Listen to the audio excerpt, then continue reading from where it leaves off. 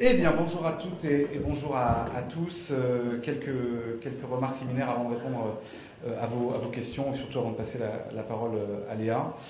D'abord, pour revenir sur l'actualité mondiale dramatique de ces derniers jours, avec l'attaque déclenchée par Israël au mépris de toutes les règles du droit international contre l'Iran, pour rappeler que le sujet n'est pas ce que nous pensons du régime iranien, mais le sujet dans un monde multilatéral tel que nous le souhaitons, dans un monde où la paix prévaut, où la justice prévaut, eh bien, c'est le respect du droit qui doit s'imposer. Et de ce point de vue-là, nous considérons que la France doit faire preuve de beaucoup plus de fermeté. Si Emmanuel Macron a reconnu le droit d'Israël à bombarder avant de reconnaître le droit des Palestiniens à exister, ça pose aussi un sujet du point de vue de ce que sont les priorités diplomatiques, géopolitiques de la France. Le soutien en quelques minutes, en tout cas l'ambiguïté du président de la République à l'égard de Netanyahou, qui se comporte en véritable voyou sur la scène internationale, pose question et nous interroge. Nous appelons à ce que la France finalement retrouve une boussole, celle de ses valeurs, celle du respect du droit international, qui n'est pas une variable d'ajustement diplomatique, qui est un impératif majeur pour quiconque entend agir à l'échelle de la planète. Et donc de ce point de vue-là, nous appelons le président de la République, le gouvernement, à se ressaisir, à faire prévaloir le droit, et à ce que finalement, là où la France était historiquement porteuse d'une parole de défense du droit, de défense de la dignité des peuples, de défense du multilatéralisme, qu'elle ne devienne pas une puissance alignée sur les résidus du néoconservatisme américain et sur la loi du plus fort, qui malheureusement peut précipiter le monde dans la guerre totale. Nous considérons que la situation est extrêmement grave, qu'elle implique d'avoir des réflexes simples, une boussole claire, celle du respect du droit, celle de nos valeurs humaines. Et je dis d'un mot évidemment que nous déplorons une nouvelle fois le report de la reconnaissance de l'État de Palestine, qui nous paraît être un impératif moral, au-delà d'un enjeu diplomatique évident, qui nous paraît être une obligation démocratique, puisque nous avons voté, nous n'étions pas encore là, mais l'Assemblée nationale a voté dès 2014 pour la reconnaissance des Palestiniens, que tous les peuples ont droit à la dignité et à la reconnaissance de leurs droits en tant qu'État et qu'en tant que nation. Et le président de la République doit cesser ces tergiversations et agir enfin pour envoyer un signal que la France est de retour dans le concert des nations et que la France est fidèle à son histoire, à ses valeurs et à sa boussole. Merci. D'un mot pour compléter les propos, parce que j'étais vendredi au sommet qui était organisé pour la paix avec tant des militants israéliens et palestiniens au CESE, pendant lequel le président de la République aurait dû s'exprimer sur la volonté de la reconnaissance de l'État de Palestine. Et finalement, il y a eu une réception organisée à l'Élysée à la suite de sa conférence de presse. Dans l'ensemble des regards tant des Israéliens des Palestiniens, il y a eu énormément de déception parce que le report de cette conférence internationale à New York, c'est un report aussi du sort qui est réservé aux Palestiniens, tant à Gaza qu'en Cisjordanie. Et là, véritablement, ce qu'on est en train de vivre, et Benjamin a raison de le rappeler, c'est que c'est le délitement du droit international, qui est le seul cadre collectif et démocratique dans lequel nous pouvons résoudre des conflits. C'est la raison pour laquelle la France doit en appeler à son respect, au respect de l'ensemble des populations civiles qui sont touchées en Iran et en Israël actuellement par les bombardements. Et je crois que c'est important que la France rejoigne aussi l'ambition d'un cessez-le-feu immédiat et d'une négociation directe qui doit être faite, notamment avec l'Iran, qui ne doit jamais obtenir la bombe nucléaire. Je vais changer de sujet sans transition sur un texte qui va venir au vote aujourd'hui, celui de la loi simplification, loi suppression, qui a supprimé le droit environnemental, qui a supprimé le droit des travailleuses et des travailleurs, la question aussi de la science dans la manière dont nous faisons nos politiques publiques, et qui a peut-être même supprimé l'utilité de la Macronie. Parce qu'on se retrouve avec un texte qui a été étudié par briques et par morceaux, qui nous a fait perdre du temps incommensurable alors que nous aurions pu, en séance, en commission, avoir des débats sur des sujets importants, sur la préparation de la rentrée scolaire. Toujours pas de plan. On va bientôt terminer la session parlementaire. On n'a pas de plan sur la rentrée scolaire alors qu'il nous manque des profs et qu'on sait que les élèves sont en grande difficulté, notamment au regard de leur santé mentale, par exemple.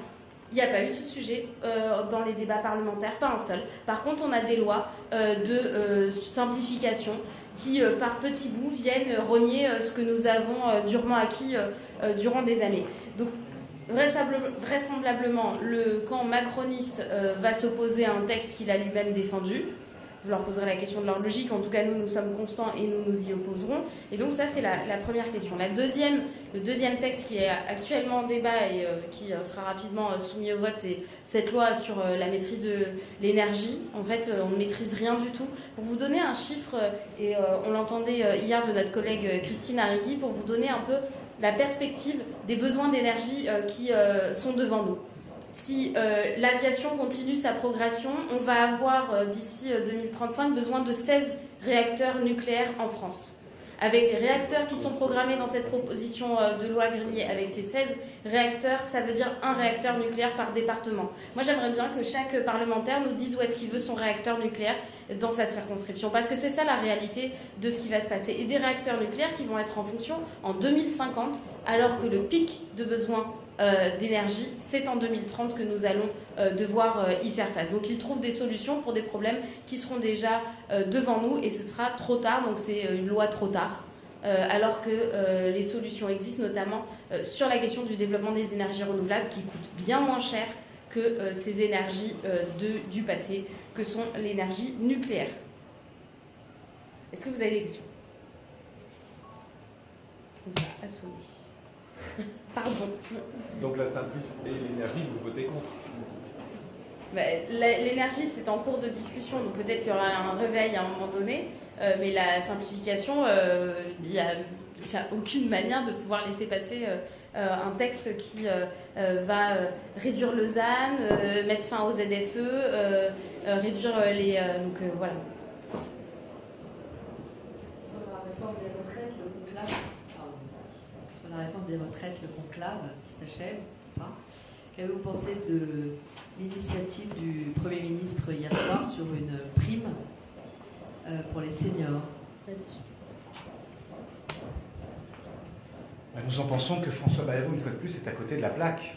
Voilà, une prime, donc non sujette à cotisation. Donc en quoi ça règle la question des caisses? Au contraire, ça va même les vider. Et le Premier ministre esquive une fois de plus la question centrale qui a été au cœur de la bataille démocratique que nous avons menée ici, au cœur d'un mouvement social inédit par son ampleur et par son unité contre la réforme d'Elisabeth Borne, qui est le refus de la retraite à 64 ans. Et donc nous sommes à la fois respectueux, et même plus que cela, désireux d'un véritable dialogue social. Et donc nous respectons ce que les partenaires sociaux discutent, mais nous sommes aussi comptables d'un engagement pris devant les Français qui a rencontré un accueil favorable, puisque les Français ont largement balayé les macronistes aux européennes puis aux législatives, qui est l'engagement d'abroger la réforme d'Elisabeth Borne. Donc nous ne nous coucherons pas, nous ne dormirons pas tranquillement tant que cette réforme n'aura pas été abrogée, tant qu'on n'aura pas supprimé la retraite à 64 ans, qui est vécue par les Françaises et les Français, et nous avec eux, comme une violence sociale majeure, comme un non-sens économique d'ailleurs, et comme une violence démocratique qui a ajouté à la crise de confiance entre les Français et nos institutions. Bonjour, César Armand, la Tribune. Sur les ZFE, est-ce que vous allez prendre une initiative parlementaire, seul, accompagné? Alors, il y a déjà un travail qui est fait, notamment par Lisa Bellucco et Charles Fournier pour la bonne ZFE, la ZFE socialement juste, qui est en réalité une reprise de ce que font déjà les maires écologistes dans leur territoire. À Lyon, à Grenoble, bien à Poitiers également ou à Bordeaux, les ZFE, quand elles sont mises en place par les écologistes, c'est accompagné socialement avec un investissement fort dans les alternatives à la voiture. Et donc il y a cette reprise qui est en train d'être faite. Et donc l'idée, c'est de pouvoir amener un dispositif. Mais moi, j'en appelle à la responsabilité de l'État. S'il laisse les collectivités agir seules, et c'est ce qui est en train de commencer à poindre, de se dire les collectivités agiront, on ne les financera pas, mais on les laissera prendre des coups d'ici 2026, mais en fait, c'est pas responsable. Là, c'est la santé de toutes et tous qui est visée avec ces ZFE. C'est 40 000 morts prématurées par an, et c'est l'État qui en est responsable. Clément Perrouot pour la chaîne parlementaire. Tout à l'heure, LFI nous disait que s'il n'y avait pas d'abrogation sur la réforme des retraites, il y aurait une motion de censure. Est-ce que vous vous associerez à cette motion de censure?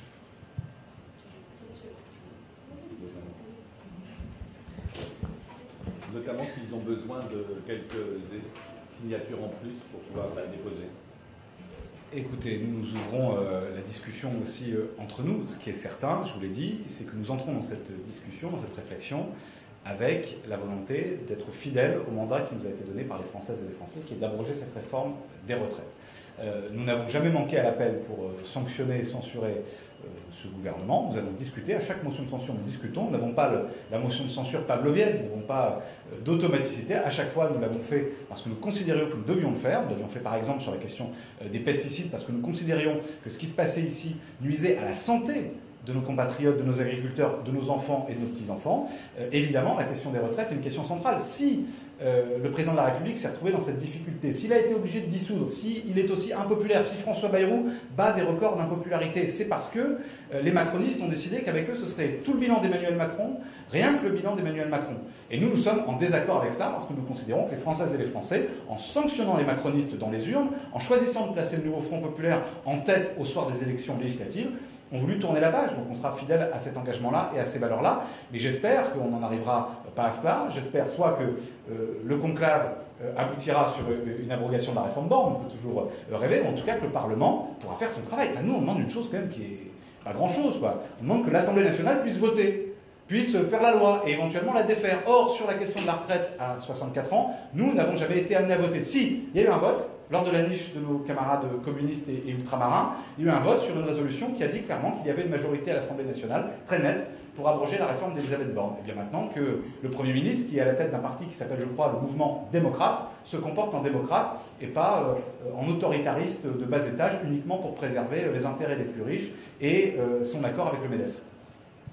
S'il y a un accord au conclave, est-ce que vous souhaitez que cet accord soit discuté à l'Assemblée nationale avant l'été, ou alors, comme l'a dit le Premier ministre, ça pourrait être repoussé avec le PLFSS?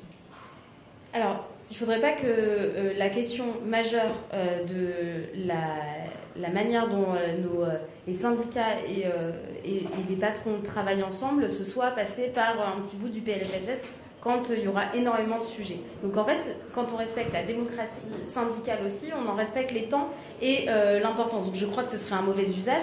Si ça doit venir avant l'été, qu'on doit siéger une semaine de plus, nous y sommes tout à fait prêts. Mais la réalité, encore une fois, comme le disait Benjamin, c'est que motion de censure ou pas motion de censure, nous saisirons de tous les outils pour faire abroger cette réforme des retraites. Il y a les communistes qui toquent à la porte, donc je... C'est pas un mot de passe. Non. Un message peut-être. Non.